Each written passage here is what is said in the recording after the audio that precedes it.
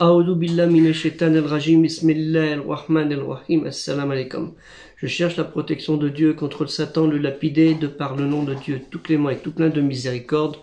Que la paix soit sur vous. Dernièrement, je vous avais fait plusieurs vidéos, une sur l'art de l'islam et une sur l'Afrique du Nord et particulièrement en parlant des Berbères. Donc à ce sujet, j'ai eu des remarques et j'ai eu une personne qui m'avait demandé s'il existait des livres pour enfants sur l'art de l'islam. Donc j'en ai trouvé que 2 malheureusement, dont un aussi que j'avais trouvé, mais il fallait télécharger le PDF, mais il fallait payer le PDF.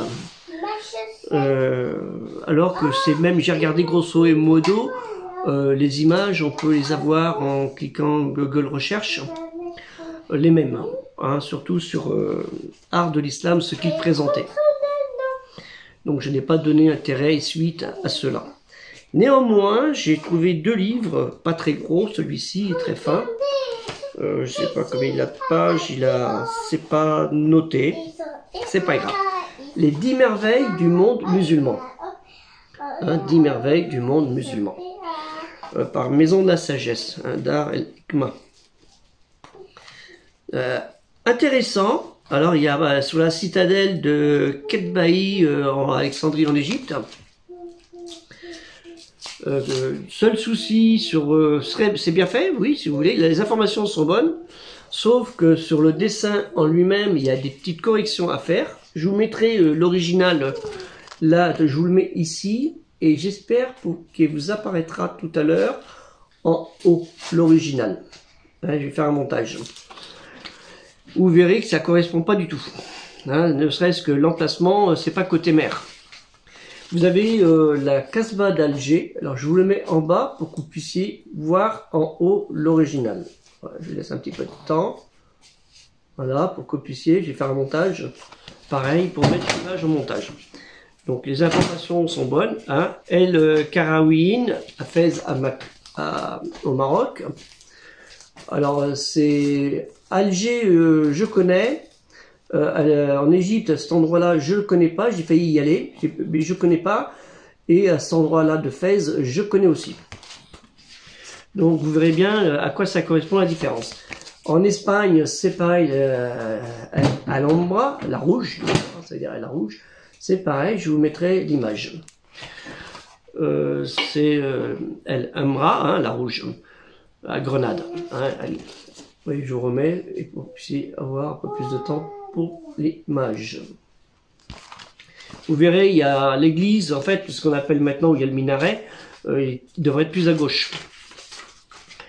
Nashk el-Jahan, je connais pas, mais j'ai failli connaître parce que à l'époque de la révolution iranienne, donc ça date pas d'hier, j'étais en étroit contact avec des Iraniens qui étaient à l'école d'architecture sur Rennes. Et il m'avait invité à la période où l'ayatollah Khomeini, ou Khomeini, ça dépend comment les gens l'appelaient, quand il était en France à Neuf-le-Château, si je me souviens bien, on m'avait invité pour aller le voir, et on m'avait invité pour aller aussi, quand il y a eu la révolution, quand tout a éclaté, d'aller passer un séjour là-bas et même m'y installer. Ce que j'ai pas fait. Je dis pas que je regrette, je dis pas que je regrette pas. Mais maintenant, vu ce qui se passe, je regrette pas. Topkapi, en Turquie, j'y suis allé. Alors un événement un peu triste, prise d'otage. Alors notre avion, il s'est trouvé bloqué au moment de la prise d'otage en Turquie. Mais c'était une époque, il arrivait souvent des prises d'otage. Ça à Istanbul. Vous verrez là, alors je vous le remets parce que vous allez voir la différence. Hein. J'essaierai de faire le montage dessus pour que vous ayez le temps de le voir. Vous avez Régistan, alors Samarcande. Alors ça, j'aurais voulu y aller et j'y suis jamais allé. Mais ça doit valoir le coup. Pareil, j'ai cherché l'original. Tombouctou. Alors, Tombouctou, voilà. Et nous avons dans la région de Thouars un personnage qui a l'occasion d'avoir été à Tombouctou. Si vous faites un historique, savoir qui a été à Tombouctou, ben vous verrez qu'il y a un personnage français connu qui a été et notre région, enfin je suis pas de la région de Tours, je suis originaire de Rennes, je suis un breton, un blanc breton, pur dur, donc au Mali. J'aurais bien voulu y aller, mais là actuellement je risque pas d'y aller. C'est un peu foire-fouille, dangereux. Taj Mahal, pour moi, sans trop d'intérêt, à part le bâtiment qui a l'air joli, mais il y a beaucoup plus de bâtiments dans cette région, même sur l'architecture musulmane, qui valent plus de coups. Donc ils auraient pu choisir un autre lieu. Surprise, c'est par contre, on voit une montagne, et normalement il n'y a pas de montagne, si je m'abuse. Vous avez la maison de la sagesse, alors ça c'est une image, mais on n'a pas plus. Vous avez vraiment la maison de la sagesse, donc voilà. Et après, ce sont des cartes et ainsi de suite, et des petits questionnaires. Voilà. Donc ce livre, je ne le conseille pas particulièrement, mais comme il n'y avait pas autre chose, voilà. Mais bon, ça peut être pour les enfants, pour les aider. Mais alors, mettant les photos originales, ce qui est dommage, c'est qu'il n'a pas été fait. Par contre, un livre intéressant, c'est comment parler des arts de l'islam aux enfants. Un peu plus épais, un peu beaucoup plus sérieux. Et je pense un peu haut niveau pour les enfants. Hein, mais intéressant. Par contre, là, il n'y a pas d'erreur. Intéressant, vous voyez, voilà. Donc, vous voyez les choses plus intéressantes. Voilà, je m'excuse du bruit de fond, mais c'est la maman qui parle avec sa fille parce qu'elle est un peu agitée aujourd'hui. Donc, ce livre, voilà, que je vous présente, comment parler des arts de l'islam aux enfants par le musée du Louvre. Et j'avais, si je ne m'abuse, son grand frère. Ça, c'est pour les adultes, c'est le même. Pour les adultes, mais beaucoup plus épais. Un peu plus cher. Nous avons maintenant, alors comme je vous disais, pour l'Afrique du Nord et les Berbères, on m'avait fait des remarques. Donc, suite à remarques, j'avais dit j'attendais un livre intéressant de Charles-André Julien, Histoire de l'Afrique du Nord, que je conseille. Alors, il faut savoir que Charles-André Julien était anticolonialiste. Hein. Il était du côté pas du côté politique des FLN, mais il était pour que les peuples soient libres de décider de leur sort eux-mêmes, que l'Afrique du Nord soit aux Africains du Nord. Donc son livre est très intéressant, avec des cartes, hein. Rien à voir avec le premier livre que je vous ai présenté pour les enfants, beaucoup plus sérieux, et qui vaut le coup d'être vu. Alors si vous ne le trouvez pas, faites attention, parce qu'il n'est pas facile à trouver. Hein, pas facile du tout. Hein, Histoire de l'Afrique du Nord, Maroc, Algérie, Tunisie, Algérie, Maroc. 3 pays que j'ai visités, que je connais.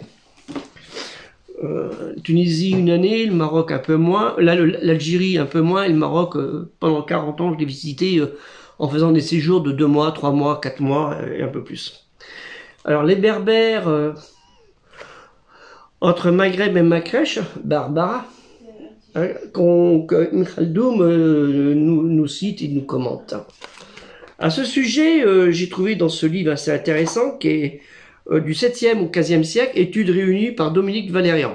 Hein, c'est l'édition Casa de Velasquez. Et j'ai trouvé une note assez intéressante que je vais vous lire. Il nous a été rapporté par un descendant d'Abou Bakr que ces propos de Ali ibn Abi Talib, hein, le gendre et cousin du prophète Mohammed, sallallahu alayhi wa sallam, sur le salut et la paix, a dit « Ô Mécois et Médinois, je vous confie à Dieu et aux Berbères, car ces derniers viendront vers vous depuis le Maghreb avec la religion de Dieu, après que celle-ci ait été apportée. Ce sont eux que Dieu mentionne dans son livre. Dieu fera bientôt venir des hommes et les aimera, eux aussi l'aimeront. » C'est dans la sourate El-Mahida, verset 54. Après, est-ce que ça correspond à eux? Je sais pas, mais apparemment pour certains savants, ça correspondrait. Un autre livre qui est aussi intéressant, que ça parle des peuples, Atlas des peuples d'Afrique, par Jean Sellier, qui est un spécialiste en la matière, et avec des cartes. Alors donc il est pas d'hier, mais les informations sont très intéressantes parce qu'elles n'ont pas trop changé, vu que les dictateurs et dictatures, ils sont toujours en place. Hein, vous avez toute l'Afrique, hein, les populations. Alors la carte, une carte d'Afrique, hein, l'origine des espèces, enfin l'origine de l'humanité, on revient. J'avais fait une vidéo à ce sujet, que je vous demande de bien regarder si vous voulez. Et vous avez l'Atlas des peuples d'Orient, qui est aussi intéressant, par le même auteur, chaque édition La Découverte, qui vaut le coup. Et à ce sujet, je suis à la recherche, il y a des gens qui peuvent nous aider dans le site culturel musulman universel, pour pouvoir acheter encore 4 sujets, 4 thèmes sur cette même édition. Atlas, en l'occurrence sur l'Asie, l'Europe, qui est en 2 parties je crois, et l'Asie en 2 parties. Alors ce sont des livres qui valent dans les 15, 20, 25 euros suivant les années, hein, parce qu'ils sont de plus en plus rares. Donc si vous pouvez nous aider financièrement à acheter ces livres, ça nous serait utile parce qu'elles nous permettent de travailler sur les sujets et sur les vidéos que je vous présenterai, Inch'Allah, vous ai déjà présenté. Ce qui est très important. Donc à ce sujet, je vous mets en complément que j'avais déjà déposé sur une vidéo, une histoire des langues, très intéressant, hein, et toujours par Jean Sellier, c'est celui qui a fait l'Atlas. Avec, vous avez ici une carte d'Afrique, il y a plusieurs pays, il y a naturellement des langues et des peuples qui les parlent. Donc ça vous réfère, quand il donne ce titre-là, ça vous réfère à un verset, une parole de Dieu, Allah Ta'ala, qui nous dit, nous avons créé d'un homme et d'une femme, de peuple et de nation, et le plus noble d'entre vous est le plus pieux, pour faire un raccourci. Hein. Surat les appartements, si je me souviens, c'est 47-13, si je me souviens bien. Vous me corrigerez. Hein.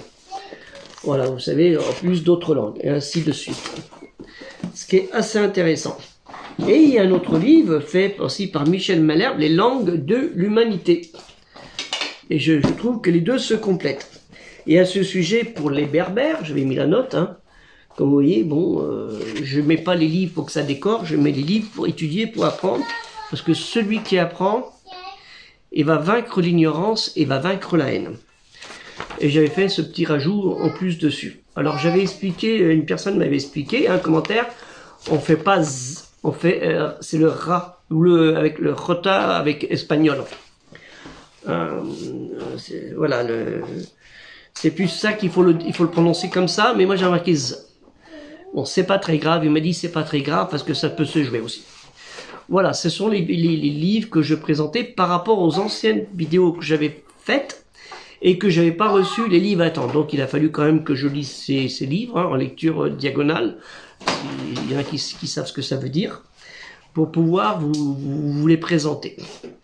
Et je vous mettrai, comme je vous ai dit, bon, vous allez voir les photos des originaux des pays par rapport au premier livre que je vous ai présenté pour enfants, qui n'est pas à négliger, mais je pense qu'il aurait été bien de mettre en encarté un petit peu, une petite carte en haut, l'original. Ça aurait donné une idée, et puis à celui qui a fait les dessins de se corriger, parce qu'il y a quand même pas mal d'erreurs.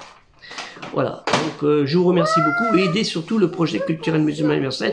On a besoin de votre aide, ne serait-ce que 2 € par mois, ce qui n'est pas énorme, si vous le voulez, ou un geste symbolique de 2 €, 10 €, 20 €, 100 €, 1000 €, 10 000 €, 1 million d'euros, c'est vous qui vous voyez, hein, les bretelles, il n'y a aucun problème, hein, et on vous en remerciera quand même. Que ce soit 2 € ou 10 000 €, on vous en remerciera pareil, c'est l'intention qui compte. Les actes ne valent que par les intentions. Que la paix soit sur vous, assalamu alaikum.